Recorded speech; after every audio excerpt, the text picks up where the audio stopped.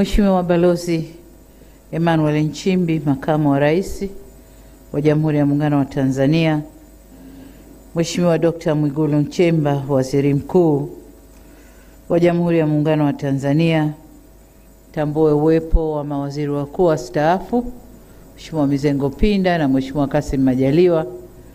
Niliwaona wapo katikati hapa. Asante sana. Asante sana. Viongozi, makamo mwenyekiti wa Chama cha Mapinduzi, Mheshimiwa Steven Wasira na Katibu Mkuu wa Chama cha Mapinduzi, Mheshimiwa Musa Zanzungu, Spika wa Bunge na viongozi wote waliotoka kwenye muhimili wa Bunge, Mheshimiwa George Masaju, Jaji Mkuu, na wote waliotoka kwenye muhimili huu wa Mahakama, Balozi Dr. Moses Kusiluka, Katibu Mkuu Kiongozi, ambaye pia ni mkuu wa utumishi na katibu wa Baraza la Mawaziri, waheshimiwa mawaziri na manaibu mawaziri mliopo, makatibu wakuu, wakuu wa vyombo vya ulinzi na usalama, mkuu wa mkoa wa Dodoma ndugu yetu Rosemary Senyamule, viongozi mbalimbali wa serikali mlioko hapa, viongozi wa dini, waheshimiwa viongozi wetu wa dini, wanafamilia wa viongozi walioapishwa leo, ndugu zangu wanahabari mliopo nasi, wageni waalikwa, mabibi na mabwana, habari za mchana, kazi na utu. Ndugu zangu, kwanza ni shukrani kwa Mwenyezi Mungu tujalia leo kuweza kuweko hapa kwa kazi hii maalum tulioipanga. Tunamshukuru sana Mungu. Lakini la pili, kabla sijaendelea, ni shukuru sana sana sana wale wote waliofanya kazi nasi katika muhula wa kwanza wa awamu ya 6. Mawaziri wote waliofanya kazi nasi, tunawashukuru sana. Maendeleo tunayojidai nayo leo hapa ni mchango wao mkubwa sana. Tumefanya nao mpaka tulipofika. Lakini kazi hizi ni kupishana. Kwa hiyo wamepishana, tuna timu mpya na kongwe imechanganyika ili tuende tukaendeleze mapambano ya maendeleo kwa wananchi. Ndugu zangu mawaziri na manaibu mawaziri mlio hapa leo, tuko hapa kuwashuhudia mkikubali kubeba majukumu. Tuko hapa kugawana majukumu. Mmeyapa na wizara zenu mbalimbali. Hayo ndio majukumu ambayo mmekubali kubeba, na ni imani yangu kwamba mmeyabeba kwa moyo mkubwa. Mmeyabeba kwa moyo kwamba tunakwenda kutumikia watu.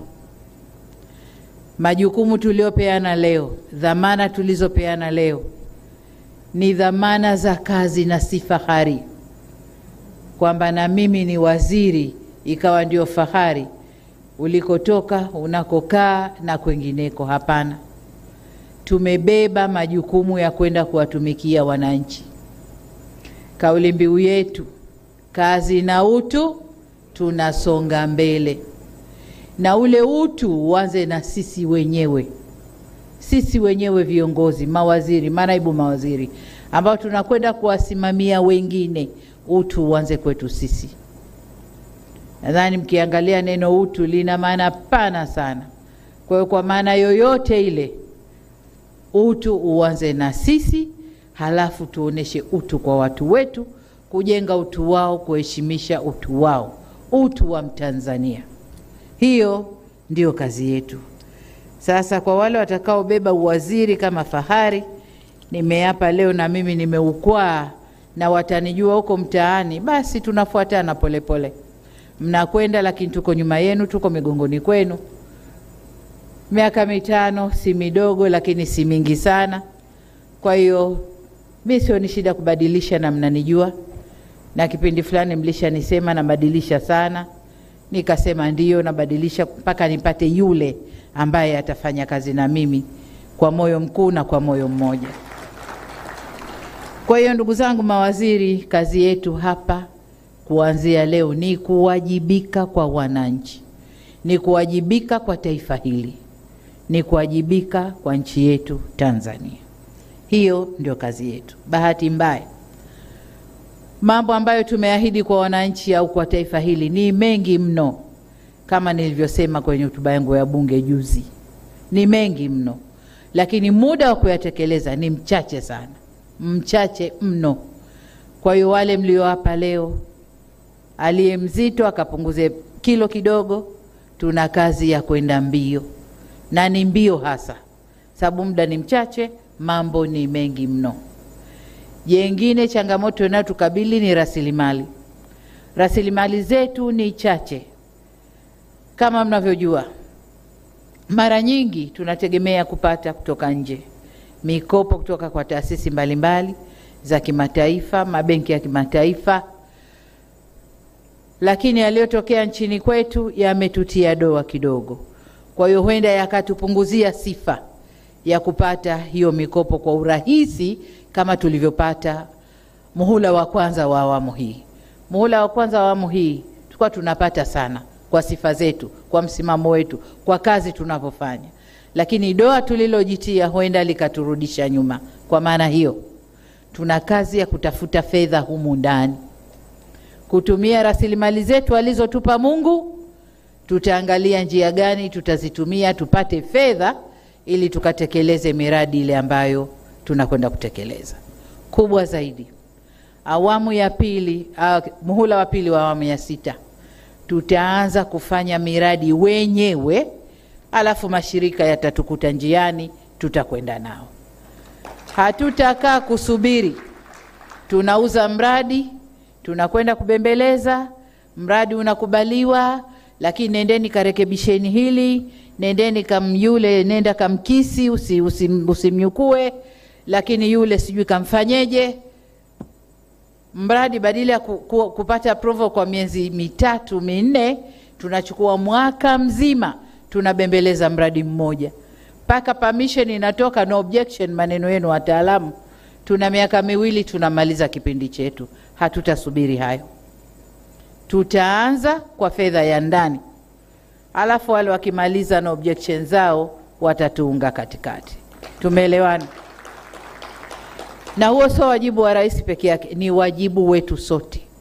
Ni wajibu wetu sote. Makamu wa rais yuko pale anasikia, waziri mkuu yuko pale anasikia, spika wa bunge na wabunge nadhani wako hapa wanatusikia. Kwa hiyo huo ndio mwendo ambao tutakwenda nao. Tuliahidi kufanya mambo ndani ya siku 100 za kazi. Nadhani leo tuko kwenye siku ya 10 katika hizo 100. Kwa hiyo wale wote mlio hapa ambao ahadi za siku 100 zinagusa wizara zako, makatibu wakuu wenu hawajabadilika, wako pale wamejitayarisha, kaunganeni nao, mpiki hizo ahadi, tuziendeleze, tuzitekeleze kwa kasi kubwa. Siku 100 hamna kitu, tuanzeni sasa utekelezaji wa yale tuliyoahidi. Ndugu zangu, nimemwambia katibu mkuu kiongozi na natoa tangazo hapa kwamba tutakutana kesho kuanzia saa 4. Mawaziri wote na manaibu waziri mlio hapa, kesho saa 4 tutakuwa na kikao kazi. Tutakwenda kuyachambua yale yote ambayo tunapaswa kuyafanya kwa undani, kila mmoja ajue.